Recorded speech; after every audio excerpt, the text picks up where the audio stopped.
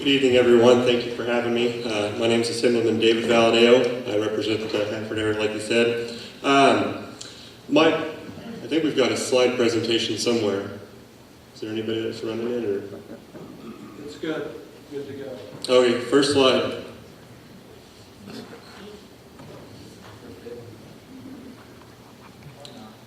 Yes, not. There we go. There we go.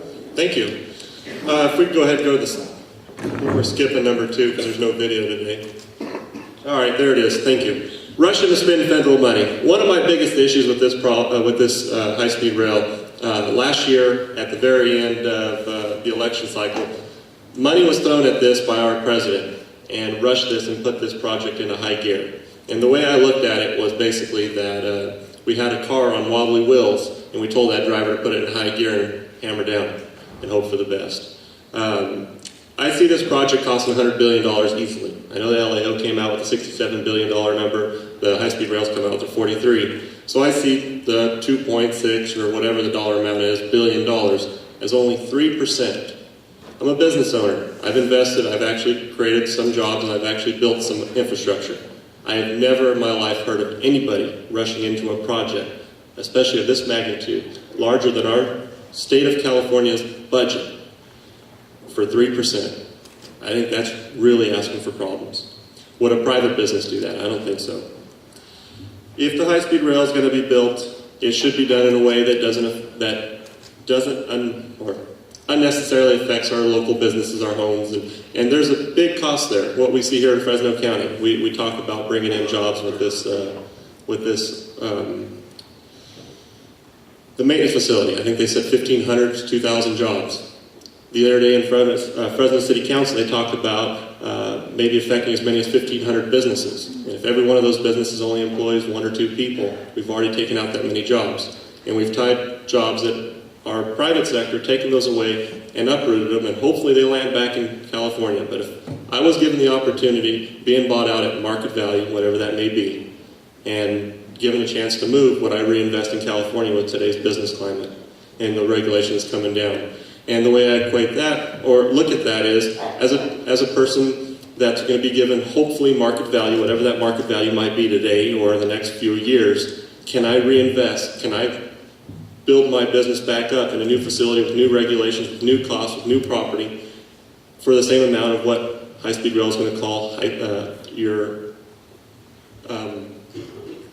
market value? And that really bothers me. If I was to sell my car today for market value, what would it cost me to replace it? And the replacement cost is going to be a big deal. And I wonder if that's going to keep businesses here in California. I think that's a big concern of mine. Obviously the homes, crops, I'm a farmer, those things worry me. We go on to slide number 2. Like any infrastructure project of this size, I sit on the Budget Subcommittee 3, which is Natural Resources and Transportation. So we saw a lot of the funding that goes through and get approved through my budget. Obviously, I voted against most of it, I think all of it. One of their complaints was always we don't have the people there to reach out to the local communities. And they had some type of forum or whatever to try to talk to the locals. They could have talked to the County Planning Commission. They could have talked to city planning people, given them details, given them maps, anything. But our locals have absolutely no information on where it's going. We can't even get a solid map telling us what the alignment on the west side of Kings County looks like or exactly where it's at. And that, I think, is a huge issue. You can't walk around and show up with a map and say, well, we think we're going to go through your property, but we're not really going to tell you. How do you make a decision? How do I go to my bank and decide to invest in my business, not knowing if high-speed rail is going to come through? Do you think a bank's going to invest in me? I think that's a big issue. Rail officials must be held accountable for their work and respect the rights of those most affected by the project. Obviously, people are going to be affected, the ones that own the property, but also taxpayers. Anybody that pays taxes is affected by this. You're already being affected today. We've already spent about $300 million in bond money, and you're already paying the interest and the principal on that today. So those of you who are worried about your tuition going up, those of you who are worried about losing your sheriff's departments or your education money, anything out there, this is already affecting your pocketbook today. It's not just me that when it goes through my property, but those of you who pay taxes and worry about that. I do believe the local city and county are the best equipped. I think people need, the High-Speed Rail Authority has to work closer with the locals, supply them with some type of information, and get the information out to the people. Next slide, please. Thank you. Broken promises. Yeah, that says it up there too. The cost, $33 billion. One day in our committee, I asked Roloff and Ark, so why did you sell it as $33 billion? And as soon as it's passed, and the voters barely passed it 52%, how did it jump up to $43 billion? And his answer was, well, we talked about it. The $33 billion is if it was built in one day or in 1 year. And the $43 billion is a more honest number. And now the LAO comes up with a $67 billion number, which I still think that's pretty low. If you look at just the Central Valley portion of it, we've heard numbers anywhere from 10 to 16 billion. Divide that by the number of miles and multiply that by 800, and you're going to be up closer to the $80 billion cost. And the Central Valley portion is going to be the cheapest portion. We don't have $1 million homes to go through. We don't have as many freeways. We don't have as much infrastructure, obviously, as San Francisco and LA or the Bay Area, a lot of the larger cities. So I think it's going to easily hit $100 billion. That's an easy argument to make. We were told it's going to go through transportation corridors, existing corridors. The ranch, my ranch, and a lot of other people's ranches in Kings County, those are not existing transportation corridors. Usually they're called dirt roads and they're between almond orchards. That's not a transportation corridor. One-way ticket. I want to take my kids to Disneyland in a few weeks. Got 3 kids. If 5 of us jump on a high-speed rail to go down to Disneyland, I'm better off driving a gas-guzzling SUV at today's gas prices. I mean, there's just no way the average person is going to be able to afford to ride this thing.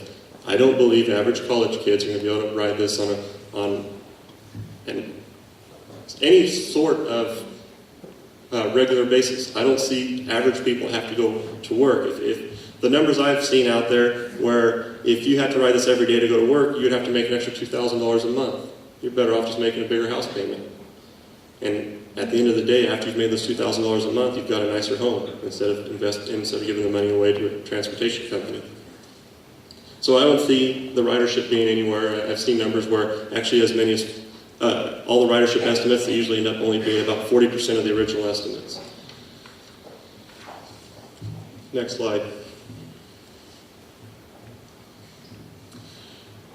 Rail officials have to understand that in Kings County, agriculture is a big deal. We're a very small county, 150,000 people, and agriculture really affects our economy. We cannot have rail officials who only believe that these are just simple plots of land. My family's worked really hard to get where we're at, and a lot of these people that represent this property have worked really hard and spent years, some of them generations, to be where they're at and have what they have. And you can't just run through it without even knowing their names. We've got a lot of the dear resident stuff. So we have to take a serious, hard look at this and remember that these are people and this is stuff they worked for. Next slide.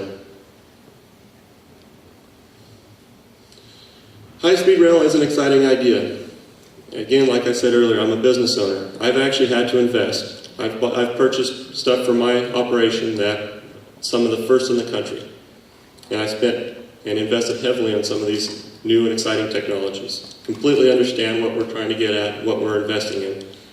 I don't know if this project as planned is that. You've got basically a train system, an idea that's been around for 40 years, and it's not new and exciting. New and exciting to me is something that's mobile. All of you have mobile phones, you have your laptops, you've got your iPads, anything can go anywhere. A rail is actually tied to the ground. It can only go where the rail is. A plane is what I think is the future.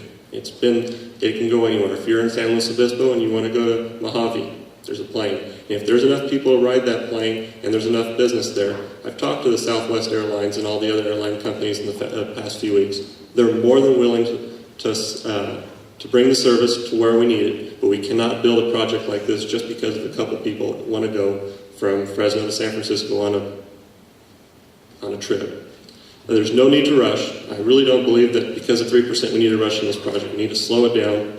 We need to work to address our concerns, make sure that people in the valley are comfortable with it. We've had plenty of infrastructure projects. We've got the 180 that's gone through plenty of farmers' property, and they understand that it needs to be there, and so they work with it.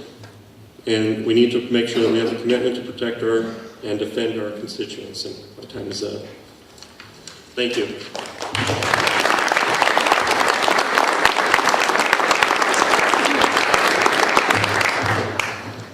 And now Daniel Kraus. And Daniel